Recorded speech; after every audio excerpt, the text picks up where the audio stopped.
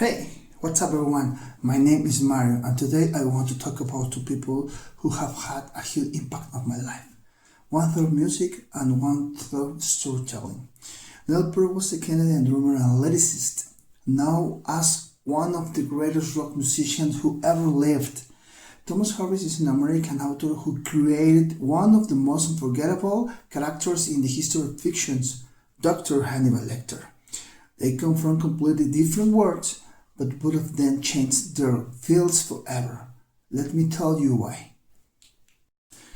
Neil Peart was born on September 12, 1952 in Hamilton, Ontario, Canada. He started playing drums at 13 and by his early 20s he had joined to the rock band Rush, where he became not only the drummer but the band's main lyricist for over 40 years. His drumming was more technical and more complex than almost anyone else in rock music. He was nicknamed the Professor, which honestly makes a lot of sense, because to learn his drum parts you practically have to study. Neil unfortunately passed away on January 7, 2020, after a private battle with brain cancer. He was 67 years old. Thomas Harris was born on September 22, 1940 in Jackson, Tennessee. He studied English at Baylor University and worked as a crime reporter, and that experience in the real world of crime is what later made his fiction feel so real.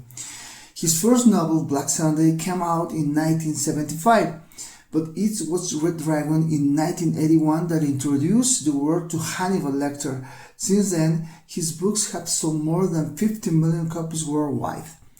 Unlike Peart, Harry is still alive today. He's 85 years old, and he's one of the most private figures in American literature too. He rarely gives interviews. Some people didn't even know what he looked like until 2019. Neil Peart is famous because he didn't just play drums. He redefined what a drummer could do. Rush sold over 40 million records and was inducted into the Rock and Roll Hall of Fame in 2013. Peart won the Mother Drummer Readers Pool Hall of Fame in 1983, making him the youngest person ever to receive that honor.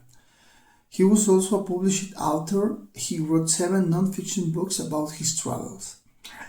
Thomas Harris is famous because The Silence of the Lambs, his third novel, became only the third film in history to win all 5 major Academy Awards: Best Pictures, Best Director, Best Actress, Best Actor, and Best Screenplay. His creation, Hannibal Lecter, became a pop culture icon that influenced every thriller and serial killer story that came after.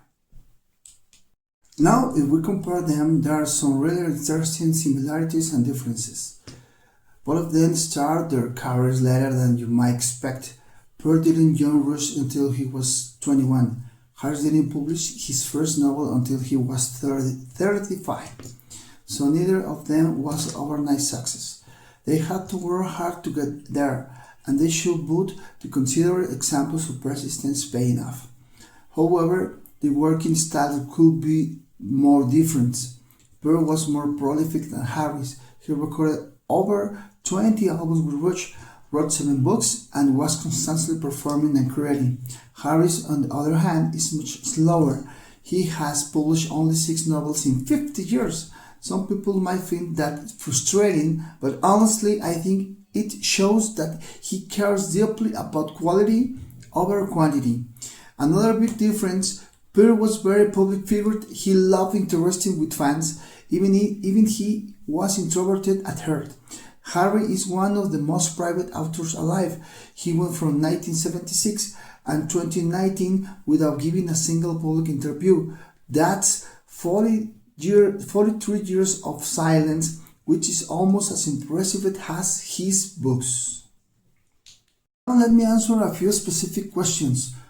Why did I choose these two figures? Honestly, because they both influenced my personality.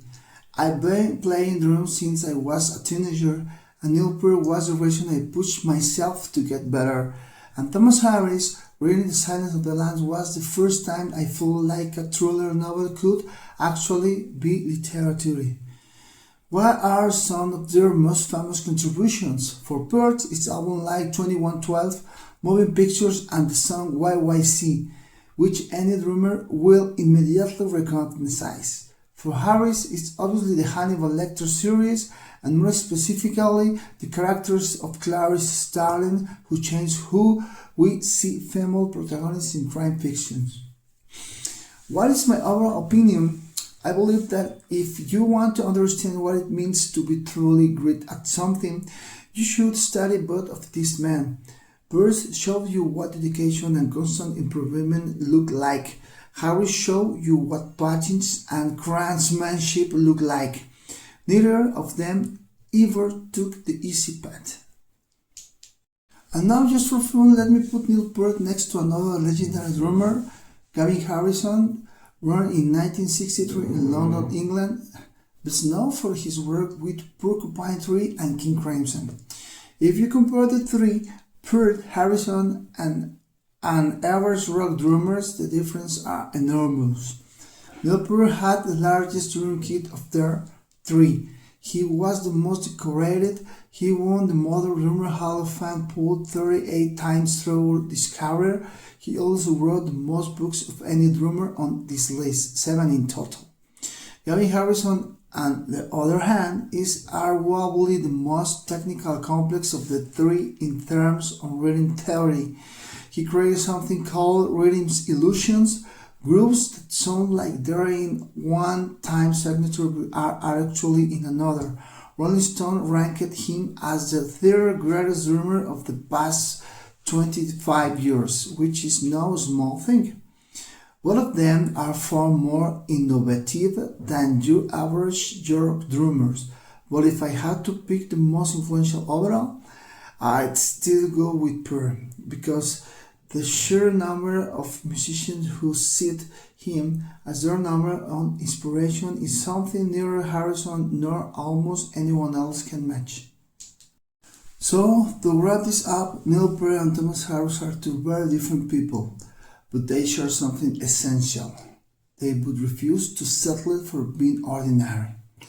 Peart once said he set out to never betray the values of his 16 years old self. Harris spent decades writing fewer books than anyone expected, but each one material. I think both of them would agree on one thing. If you want to create something that truly lasts, you have to be willing to put in more than anyone else. That's something I try to carry with me too, whatever it's a word or picking up a pair of drumsticks. Thanks for watching.